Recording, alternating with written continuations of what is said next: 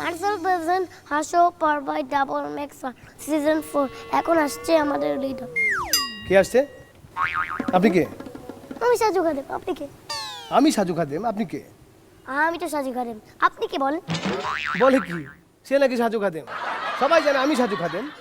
আপনি কি আমাকে একটু চান্স দিবেন এখানে উপস্থাপনা করে? তাহলে একটু হাতে মিলিয়ে যান। থ্যাংক ইউ বলেন। Thank you. থ্যাংক ইউ, যান প্লিজ। এরকম একটা বাচ্চা ছেলে সে আমাকে বলছে সে নাকি সাজু খাদেম, কত বড় সাহস! কি বললেন? হ্যাঁ, কি বললেন? আই এম সরি, আমি কিছু বলি নাই। Okay, bye bye, thank you. এই যে এদিকে যান, এদিকে যান। Okay okay, thank you.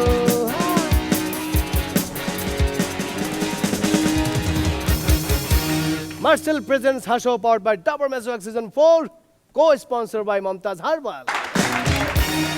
বাজারে অনেক ডুপ্লিকেট বের হয়ে গেছে, অনেক ডুপ্লিকেট হয়ে যাচ্ছে, সবই নাকি ডুপ্লিকেট হচ্ছে। ডিম হচ্ছে, চাল হচ্ছে, বাঁধাকপি হচ্ছে, এখন দেখছি সাজু খাদেমও হচ্ছে। এটা কি চাইনিজ প্রোডাক্ট? একবার এক ছেলে এসে বলছে যে স্যার আমার বাবা তো মারা গেছে। বলছে তোমার বাবা না চাইনিজ ছিল? বলছে সেই জন্যই তো বেশি দিন টেকেনি। আমাদের সাথে আছেন রাবার ব্যান্ড এবং আমাদের সাথে আছেন আমাদের পার্টিসিপেন্টরা, এবং যাদেরকে থাকতেই হয় তারা হচ্ছেন আমাদের সম্মানিত বিচারকেরা। আছেন বাচনিক শিল্পী মাঝহারুল ইসলাম। জি হ্যাঁ ভাই, অনুষ্ঠান শুরু হয়েছিল ডুপ্লিকেট সাজু খাদেম দিয়ে। হ্যাঁ, তো সাজু খাদেম, আমি তো ওকে একটুখানি টাইটেল দিতে চাই, লিটল মাস্টার সাজু খাদেম। এবং আমাদের সাথে আছেন আমাদের চিত্রনায়িকা নিপুণ আক্তার। আমার ওকে বেশি পছন্দ, বয়ফ্রেন্ড। আপনি যান, ওই ছোট সাজু খাদেমকে এখানে পাঠান। গুরুর তো এখানেই সার্থকতা। থ্যাংক ইউ নিপুণ, আমি একটু ভেবে দেখব।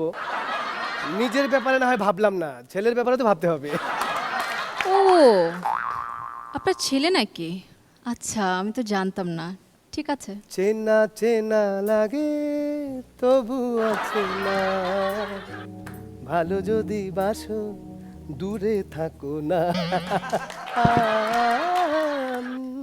আমাদের সাথে আছেন আমাদের বিশ্বনন্দিত জাদু শিল্পী, সবার প্রিয় জুয়েলাইজ।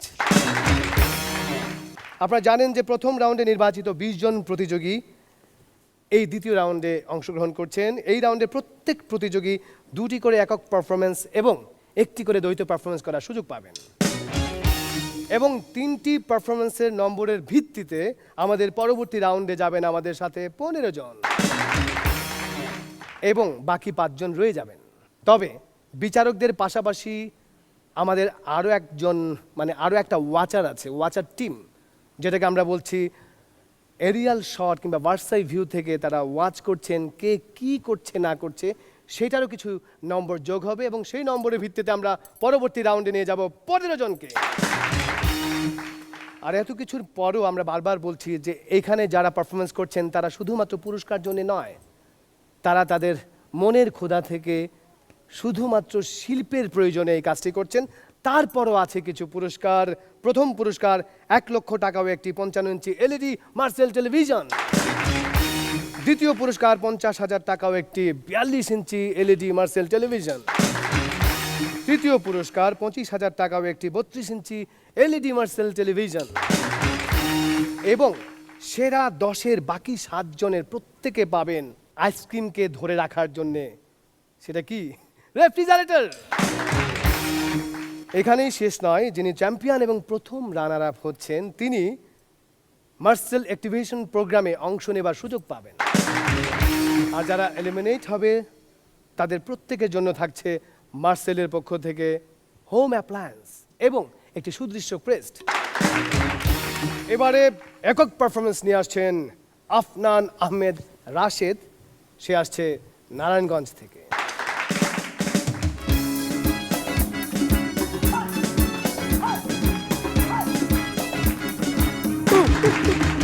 ও আসসালামু আলাইকুম জাজেদ।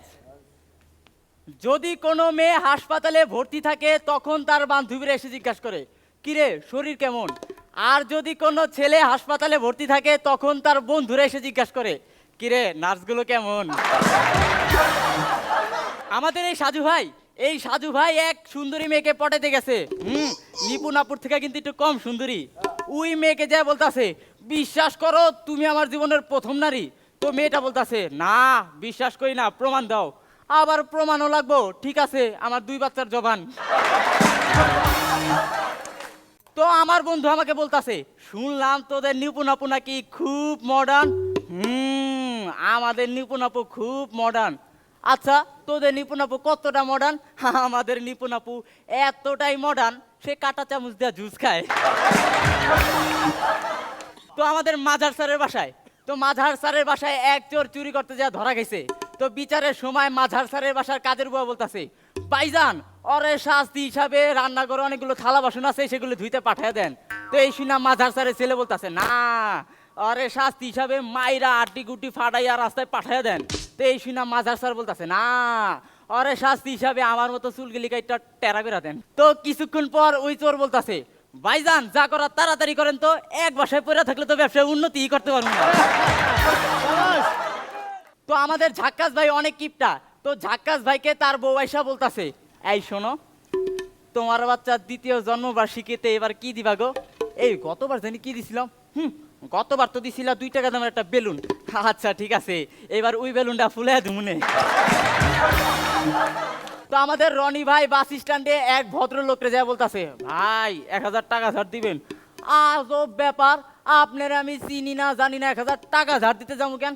ওই তো ভাই যারা চিনে তারা তো আর ধার দিতে চায় না। তো এক ছেলের লগে আমার প্রচন্ড ঝগড়া হইছে, প্রচন্ড মারাপিটি। তারপরে আমি ওই পোলারে কষাই একটা থাপ্পড় মারছি। তো ওই পোলা কইতাছে ওই তুই আমার থাপ্পড় মারছো জানোস আমার বাপের নাম কি? আমি কইলাম বাহ এক থাপ্পড়ে তোর বাপের নামই ভুলে গেছো। তো আমাদের লিড গিটারিস্ট বাবু ভাইয়া, তো এই বাবু ভাইয়া সব সময় মুখটারে গোমরা করে রাখে। তো এই বাবু ভাইয়ার ওয়াইফ তার বান্ধবীদের বলতাছে আমি বুঝি না মেয়েরা কেন তাদের স্বামীদের নামে দুর্নাম করে। কই আমার স্বামীও তো একটা বলদ অপদার্থ গাধা ব্যাককেল, কই আমি তো দুর্নাম করতেছি না। তো আমাদের করিমউদ্দিন মামা ভেজাল তেলের ব্যবসা করে। তো তিনি গোপন সূত্রে জানতে পারলো যে তার গোডাউনে ইনভেস্টিগেশন অফিসাররা আসতেছে। তিনি সাজিদকে বললেন সাজিদ তাড়াতাড়ি যাও 30 ড্রাম তেল মাটির নিচে লুকায় ফেলাও। তো সাজিদ কিছুক্ষণ পর ফিরে এসে বলতেছে ওস্তাদ 30 ড্রাম তেল তো মাটির নিচে লুকায় ফেলাইছি, এবার খালি ড্রামগুলো কি করবো? বড়লোক আর গরিবের মধ্যে পার্থক্য কোথায়? বড়লোক খাবারের পর 2 কিলোমিটার হাঁটে আর গরিব খাবারের জন্য 2 কিলোমিটার হাঁটে। ধন্যবাদ।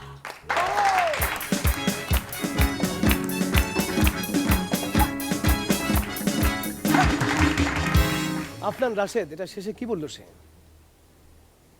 বাহ বাহ বাহ ফ্যান্টাস্টিক। জুয়েল ভাই। রাশেদ অসাধারণ ফিনিশিং।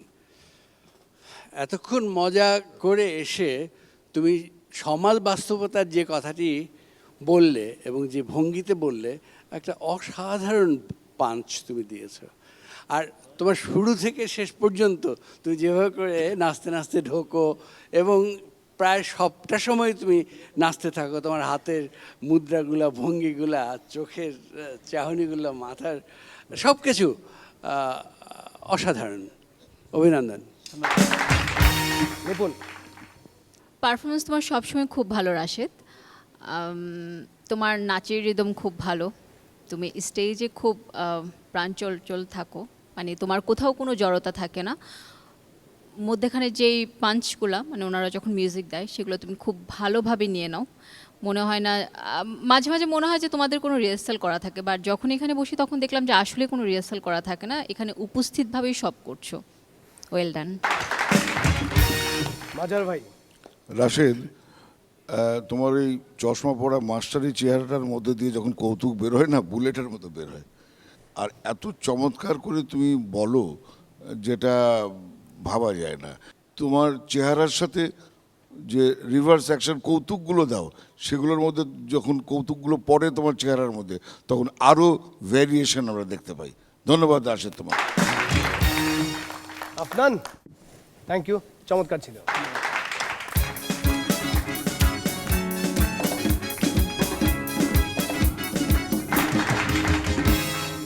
আফনান সত্যি সত্যি বলে গেলেন যে বড় লোকরা খাওয়ার পর 2 কিলোমিটার হাঁটে, আর গরিবরা খাওয়ার জন্য 2 কিলোমিটার হাঁটে।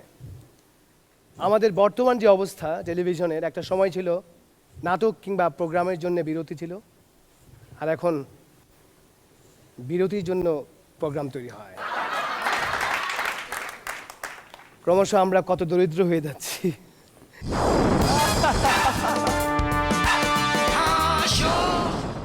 এবারে একক পারফরমেন্স যিনি নিয়ে আসছেন তিনি হচ্ছেন মাজেদুল ইসলাম, আসছেন দিনাজপুর থেকে।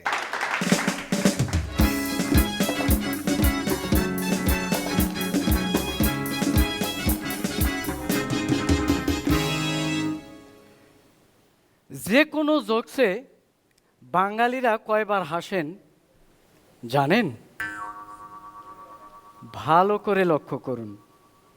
প্রথমবার হাসেন শুনে, যেমন মাঝহার স্যার এখন হাসছেন। আর দ্বিতীয়বার হাসেন দেখে, যেমন মাঝহার স্যারের হাসি দেখে মিউজিশিয়ানরা হাসছেন। আর তৃতীয়বার হাসেন না বুঝে, যেমন খালেদ ভাই হাসছেন। ছেলে মেয়ে যখন পালিয়ে বিয়ে করে তখন আমরা সবাই ছেলেদের দোষারোপ করি। আপনারা দেখলেন শেয়াল মুরগি খেলো। আরে ভাই, মুরগিটা কি সুইসাইড করতে পারে না?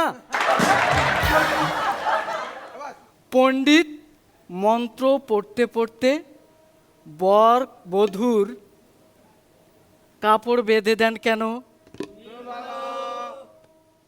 আর পালানোর সুযোগ নাই। জুয়েল স্যার, পুরুষ বলেন আর মহিলা, 2 লিঙ্গের মানুষকেই আমরা গাধা বলি, বেঁচে যায় গাধীরা।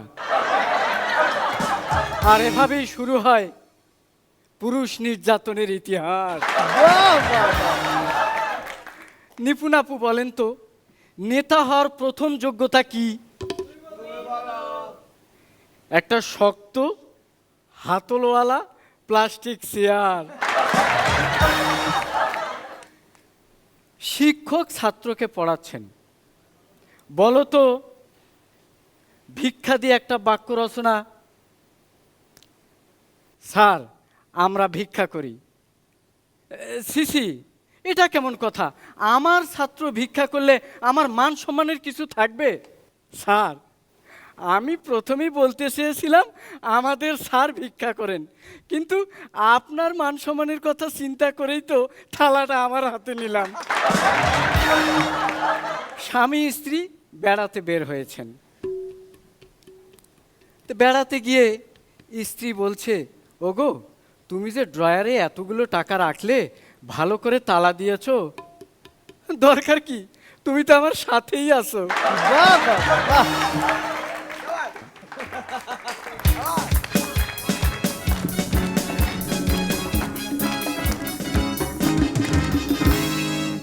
আমরা বারবারই বলছিলাম যে মাজেদুল ইসলাম, ওনার একটা নিজস্ব ঢং আছে, এবং উনি যখনই এখানে আসেন তখন আমারও মনে হয় যে একই ঢঙে একই রকমভাবে ওনার সাথে কথা বলি। এবং জুয়েল ভাই, ওনার সম্পর্কে আপনি কিছু বলেন।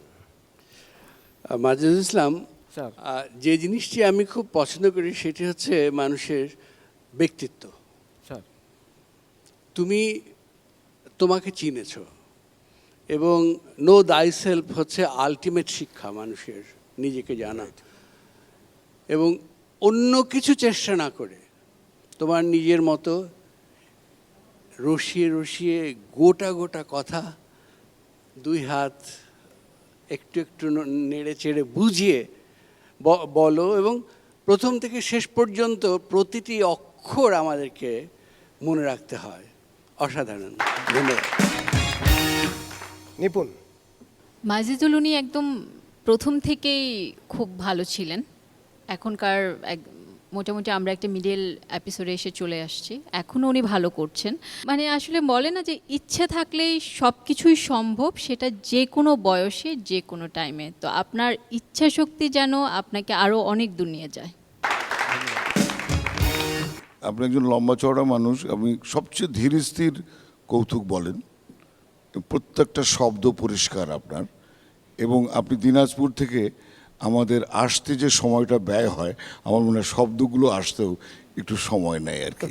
তো এই সময় নেওয়ার ফলে আমাদের কানটা খুব প্রস্তুত থাকে আপনার কৌতুক শোনার জন্য এবং কৌতুক উপভোগ করার জন্য। এইটা আমরা পরিপূর্ণভাবে আমরা উপভোগ করি। আপনাকে অসংখ্য অসংখ্য ধন্যবাদ। Thank you Majedul Islam, thank you.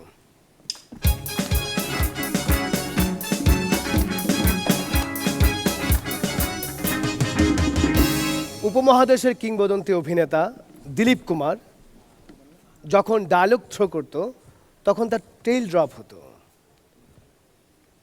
সেই জন্য পত্রিকায় আসছিল যে দিলীপ কুমারের ট্রেইল ড্রপ হচ্ছে সমস্ত ভারতবাসীকে নিয়ে ট্রেইল ড্রপ করত। তার এই ট্রেইল ড্রপটাই ছিল স্টাইল, ফ্যাশন, এবং ভারতবাসী সেটাকে গ্রহণ করত। মাজেদুল ইসলাম যেভাবে কথা বলেন, যে ডিস্টেন্সে কথা বলেন, যেই গতিতে কথা বলেন, আমার মনে হয় সমস্ত দর্শককে নিয়ে সে কথা বলেন এবং দর্শক সেটা গ্রহণ করেন। সাজু, দিলীপ কুমার উপমহাদেশের পারফরমেন্সে একটা ব্যাপার এস্টাবলিশ করেছিলেন, সেটা হলো হিন্দিতে আমরা কিন্তু আগে আন্ডারটোন অ্যাক্টিং পেতাম না, খুব একটা প্রথম পেলাম দিলীপ কুমারের কাছ থেকে, যে আন্ডারটোন এবং কণ্ঠস্বরের এত ঐশ্বর্য না থেকেও যে এত বড় শিল্পী হওয়া যায়, সেটা কিন্তু তাকে না দেখলে বা তার অভিনয় না দেখলে বোঝা যাবে না।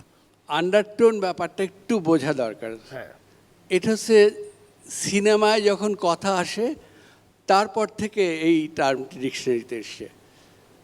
আন্ডারটোন মানে হচ্ছে আমরা নর্মালি যেভাবে কথা বলি তার চেয়ে তো অনেক কম করে কথা বলা, যেমন স্টেজে আমরা রেগুলার যে কথা বলি তার চেয়ে তো একটু বেশি বাড়িয়ে বলা, ভঙ্গি করা। এর কারণ হচ্ছে সিনেমা এত বড় একটা স্ক্রিন, এর মধ্যে 20 ফুট বাই 10 ফুট একটা চোখ, রাইট। ওকে, ফিস ফিস করে কথা বললেও সেটা মাইকের মধ্যে থেকে এমন গিয়ে আমি তোমায় ভালোবাসি চিৎকার করে বেরিয়ে আসে। অতএব এটা ওয়েস্ট থেকেই প্রথম এসছে এবং বম্বের চাইতে আগে কলকাতায় হয়েছে। এটা বাঙালির একটা গৌরব। বাহ। এবারে যিনি পারফরমেন্স করতে আসবেন, একক পারফরমেন্স আসাদুজ্জামান রিয়াদ, সে আসছে ঢাকা থেকে।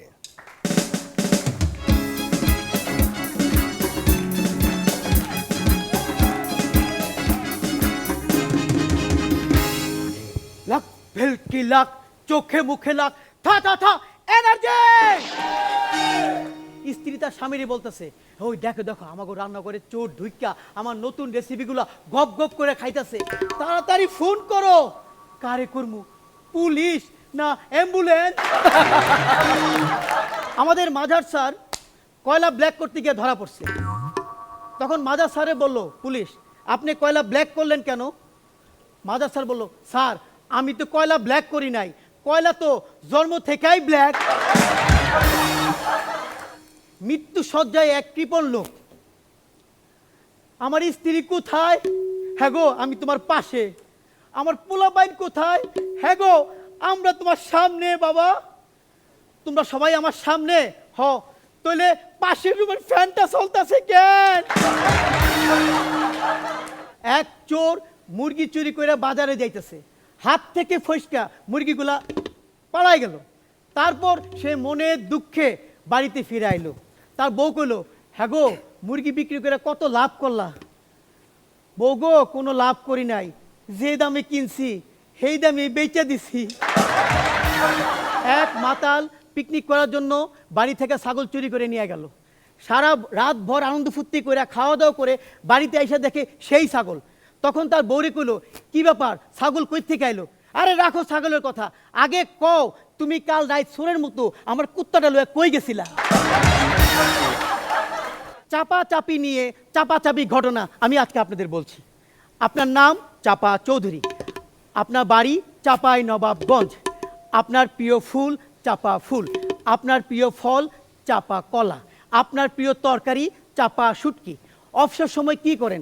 চা পাতার গন্ধ শুনি। আপনার প্রিয় শখ চাপা মারা, আপনার প্রিয় চলচ্চিত্র চাপা ডাঙ্গার বউ, আপনার প্রিয় ব্যক্তিত্ব চাপা বাজরা, আপনার ভবিষ্যৎ পরিকল্পনা কি? ট্রাক চাপা পড়ে কেউ যেন মৃত্যুবরণ না করে সে নিয়ে চিন্তা করা। 2 মিনিট অপেক্ষা করি, কারণ এই ইন্টারভিউর 2 দিন পরে ওই ব্যক্তি ট্রাক চাপায় মৃত্যুবরণ করেন।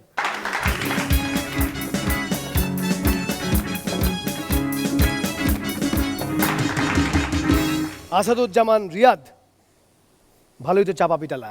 জুয়েল ভাই, রিয়াদ, আমি জানি তুমি অনেক ভালো পারফর্মার, কিন্তু অন্য দিনের চাইতে তোমার আজকের চাপার জোরটা একটু কম ছিল, তবু ভাল লেগেছে।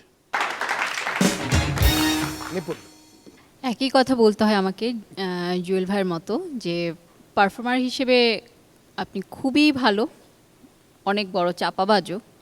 প্রতিদিন সেই চাপাবাজিতে আমরা অনেক হেসেছি, বাট আজকে যেটা ছিল যে আজকে কিছু জায়গায় কিছু অংশ কম ছিল। আশা করছি সেটা নেক্সট এপিসোড থেকে ঠিক হয়ে যাবে। মাজার ভাই, একটু অন্যমনস্ক ভাব ছিল, তো তারপরেও মনস্কতা এনে তুমি যথেষ্ট ভালো করেছো। তুমি আগামীতে আরো ভালো করবে সেই আশা করছি। ধন্যবাদ তোমাকে। Riyad, thank you. মনের মধ্যে যাই থাকুক, চাপা কমাবা না, ঠিক আছে?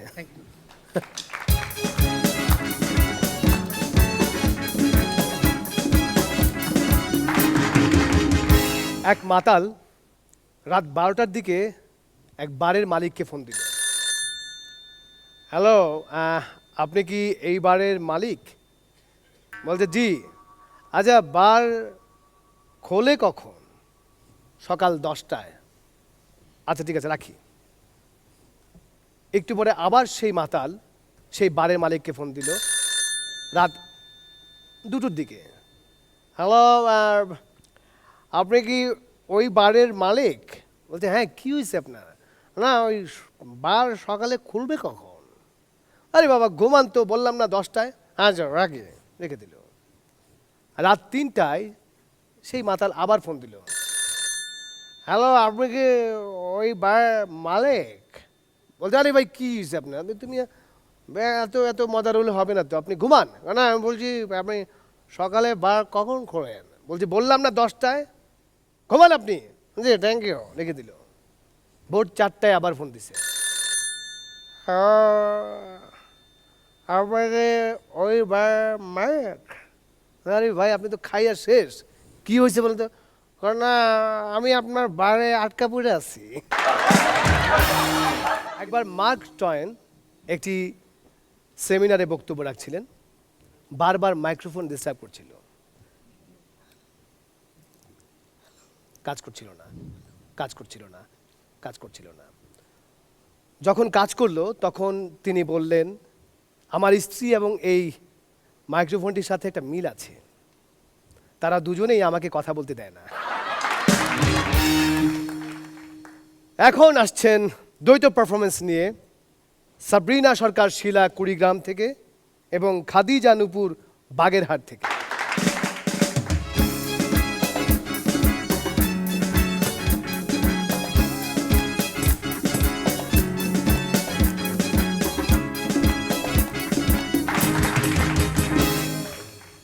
সবাই আমারে আঙ্গুল বইলা ডাকে।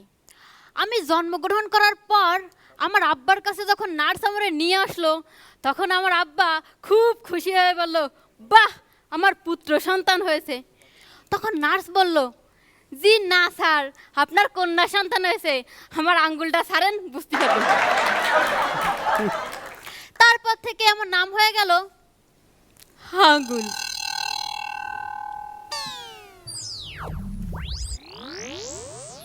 কি রে, তোরা দেখতে তো লাগে বট গাছ, কিন্তু নাম হয়েছে কলা গাছ, রহস্যটা কি? আগে আমি চিকন ছিলাম, তারপর একটা ভালো চাকরি পাইলাম, তারপর ফুলে কলা গাছ হয়ে গেলাম। তোরে দেখা আমার একটা অতীতের কথা মনে পড়লো। অতীতের কথা? কি অতীতের কথা? তোর মতো আমিও আঙ্গুল ছিলাম, পরে আমারে মৌমাছি কামড় দিল, ফুইলা কলা গাছ হয়ে গেলাম। কিন্তু তোরে মৌমাছি কামড় দিল কেন? চাহিদার বেশি মধু আহরণ করতে গিয়েছিলাম। সে যাই হোক, শোন না, তোরে দেখতে তো দেখে বট গাছের মতো, তা তোর নাম কলা গাছ হলো কি রে? শোন, বট গাছ স্থায়ী হয়, কিন্তু আমার মতো যারা হঠাৎ কলা গাছ হয় তারা বেশি দিন স্থায়ী হয় না। বাহ বাহ বাহ, সাবাস। তোর এই কলার কথা শুনে না আমার একটা কলার কথা মনে পড়লো। আমার দাদা একদিন আমাকে সব ভাই বোনকে জন্য মোট 12টা কলা আনলো। তো সবাই একটা দিল, খালাম। তারপর দেয় না, দাদারে কছি কি, ও দাদা আমরা আর একটা কলা দেও না। তোর দাদা কি কলা দিল? আরে না, বললো কি, প্রথমটা খাইছিস? হ্যাঁ।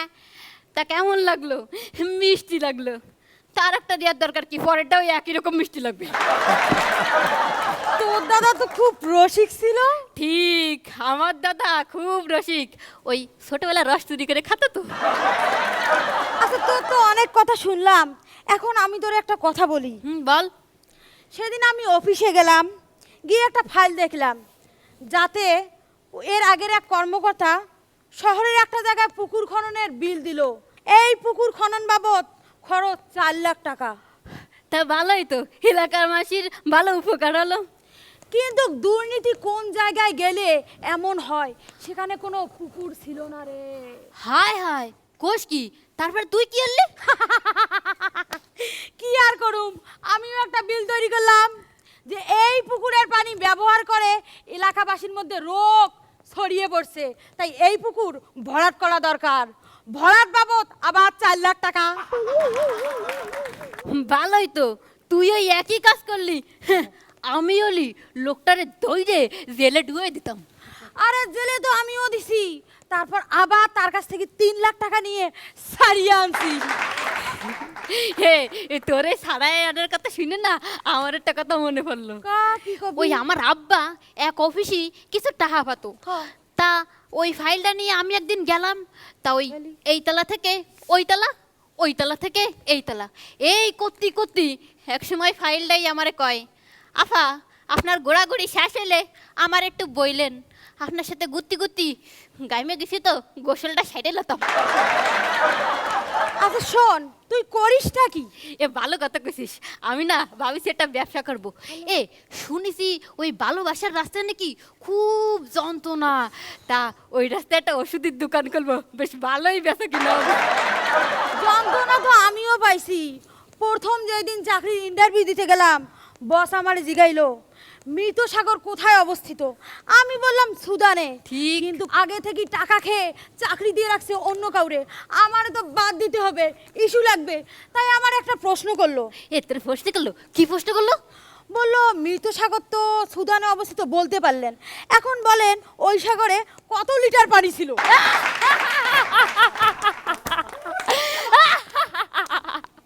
ওই শোন, ওই দুর্নীতিবাজদের সাথে আর ওই প্রবাসীদের সাথে একটা মিল আছে। কি মিল বলতো?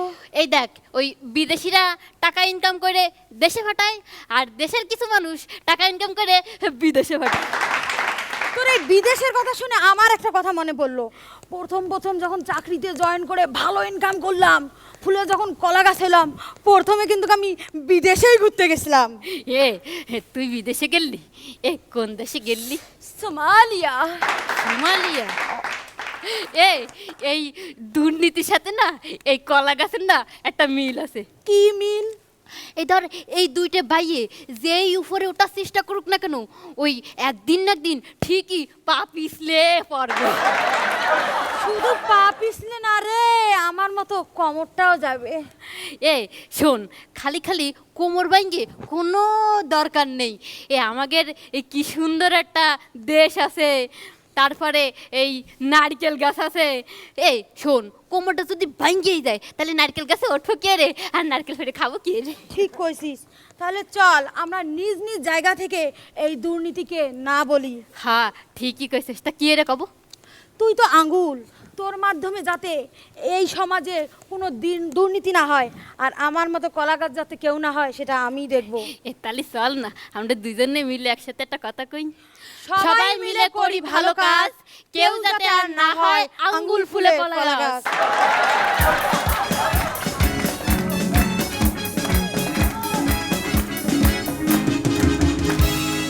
আরে বাপরে বাপ, ফাটাফাটি, চমৎকার।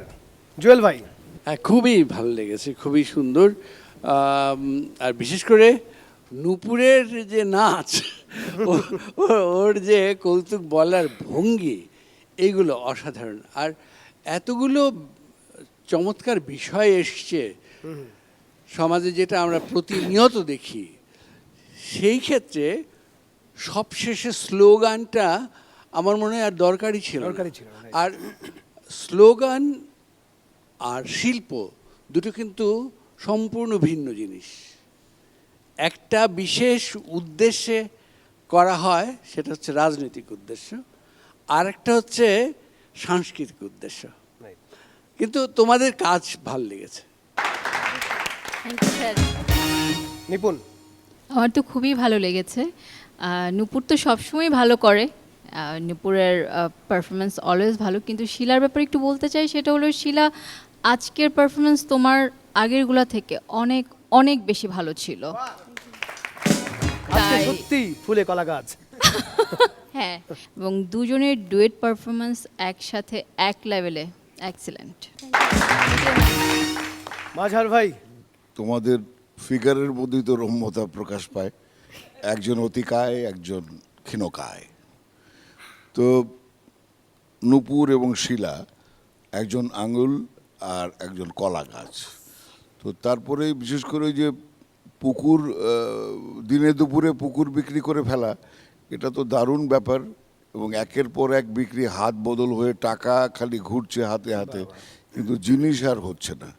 তারপরে ফাইলের গল্পটি, সব কিছু মিলিয়ে তোমরা যে সমাজ দর্পণটাকে কৌতুকের মাধ্যমে এমনভাবে তুলে ধরলে, একেবারে মনে হলো যেন যারা দুর্নীতিবাজ তাদের মাথায় একটা কুঠারাঘাত হলো। ধন্যবাদ তোমাদের। এটা কি? বড় আঙ্গুল। এটা বায়োমেট্রিক। Okay, thank you.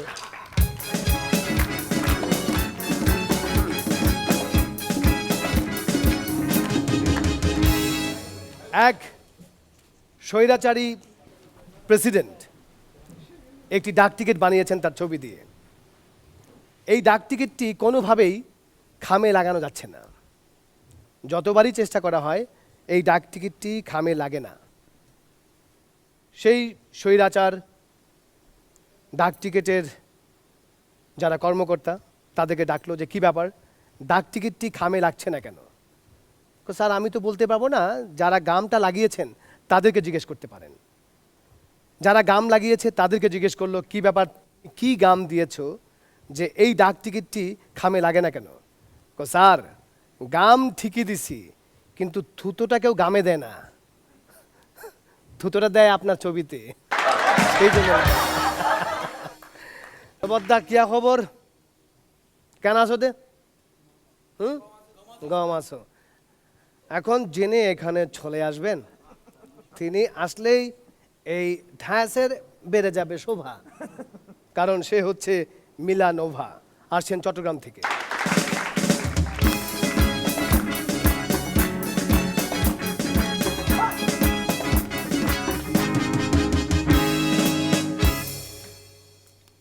কারো অ্যাক্সিডেন্ট দেখার পর বিভিন্ন দেশের বিভিন্ন জন বিভিন্ন মতামত দেয়। এই ধরেন USA, oh my God, Africa, উলালা, অস্ট্রেলিয়া, গট এ হিট, আর বাংলাদেশিরা, মেশালা, আরো জোরে চালা। আজকালকার কিছু ছেলের বাইকে এমন শব্দ হয় যে প্লেন থেকে পাইলট উকি মাইরা দেখে রাস্তা দিয়ে কেটা প্লেন চালাইতেছে। আচ্ছা সাজু ভাই, কি এমন কেমন করলে ভেতর থেকে বাচ্চা বের হয়ে আসে? স্কুল ছুটির ঘন্টা টিং টিং টিং টিং টিং। একদিন 3 পিঁপড়া গভীর বনে গভীর আড্ডা দিতেছিল। এমন সময় পাশ দিয়ে হাতি যাচ্ছিল। এই দেখে প্রথম পিঁপড়া কইলো, এই হাতির বাচ্চা হাতি, তোরে আজকে মাইরা গুম কইরা ফেলুম। এই শুনে দ্বিতীয় পিঁপড়াটি বলল, এই শুন, মারিস না, হাত পাও ভাঙা দে। এই শুনে তৃতীয় পিঁপড়া কইলো, আরে থাক, মাফ কইরা দে, আমরা তো 3 জন, এই হাতি বেচারা 1 জন। আচ্ছা সবাই বলো তো, উড়োজাহাজ কেন আকাশে উড়ে? ট্রাফিক জ্যামের ভয়ে।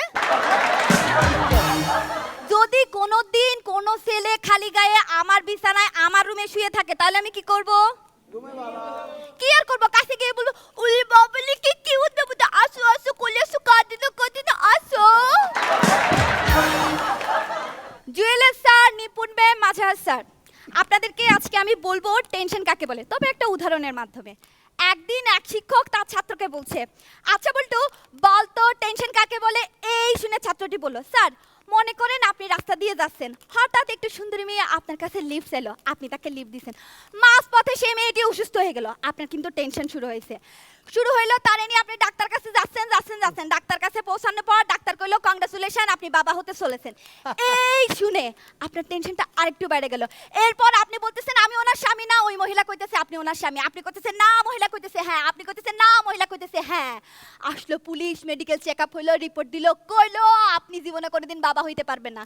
আসল টেনশন শুরু হইলো এখন, তাহলে ঘরে যে 2টা বাচ্চা আছে, ওই 2টা কাজ। জুয়েলার স্যার, অনেক দিন হয়ে গেছে, অনেক দিন কেটে গেছে, আপনি অনেক কিছু করেছেন। আজ আপনাকে একটা কথা বলতে চাই। ইনফ্যাক্ট আপনি যদি অনুমতি দেন, তাহলে একটা জাদুও দেখাতে চাই। কি জাদু করেছো বলো না, ভালো আর থাকা যে গেল না। কি জাদু করেছো বলো না, ভালো আর থাকা যে গেল না। লাকটুম পাকটুম লাকটুম পাকটুম লাকটুম পাকটুম লাকটুম লাকটুম। 5 লাইনটা আপনার কাছে। বাহ! আরে বাহ! অসাধারণ পারফরমেন্স ছিল মিলানোভার। জুয়েল ভাই, অসাধারণ এবং অসাধারণ। তোমার কোথাও কোনো ফামলিং ছিল না, কোথাও তুমি চলতে গিয়ে হোঁচট খাও নাই, কোনো কথায় কিছু অসুবিধা ছিল না, কোনো এবং টেকনিক্যাল প্রবলেম ছিল সবশেষে না। এত সুন্দর মিষ্টি গান তুমি গাইলে, এবং তার সঙ্গে তার যে কোরিওগ্রাফি, আমি মুগ্ধ। ধন্যবাদ। আমি তো অলওয়েজ মিলার ফ্যান, মানে সেটা তো আমি প্রথম থেকেই বলে আসছি। যেদিন সে প্রথম হাসর মঞ্চে আসলো, যে সব কিছুই ভালো, এবং সেটা অলরেডি সে প্রুভ করছে day by day, episode by episode সে করেই যাচ্ছে এবং জয় করেই যাচ্ছে, তো সামনে জয় নিশ্চিত। মাঝহারুল ইসলাম, বাচনভঙ্গি যে ভিডিওতে এসে এমন প্রাণ পায়, সেটার প্রমাণ নোভা তুমি। তার কারণ জুয়েল লাইজের যে কথাগুলো বলতে, জাদু কি জাদু করেছো বলো নার আগে যে তুমি লাজুক ব্যাপারটা দিলে, সেটা কিন্তু একেবারে যে কোনো সিনেমার নায়িকার তুলনায় কোনো অংশে কম না। ধন্যবাদ নোভা তোমাকে। ওর পোশাক এবং জুতা মিলে অল্পের জন্য সে উড়ে যায়নি। রাস্তায় অনেক জ্যাম। Thank you.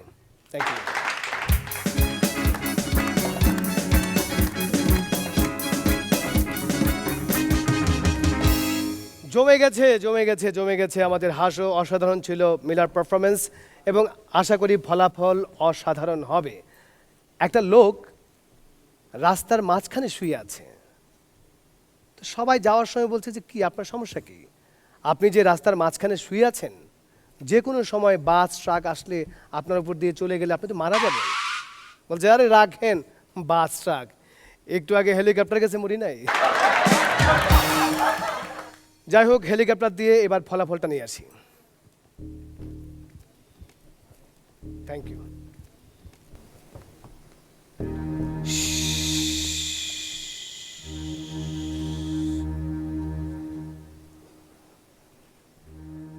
আজকে বোধহয় পর্বসেরা কেউ হয় নাই নাকি? আজকের পর্বসেরা তো বোধহয় সার্ধশো প্রকার নাকি? আজকে যিনি পর্বসেরা হয়েছেন, আজকে যারা যারা পারফরমেন্স করেছেন তারা একটু দাঁড়ান তো। আমি যাকে বলবো বসে যেতে, সে বসে যাবেন। মিলানোভা, তুমি বসে যাও। বাকিরা দাঁড়িয়ে থাকো। মিলানোভা এখানে আসো। আজকের পর্বসেরা মিলানোভা।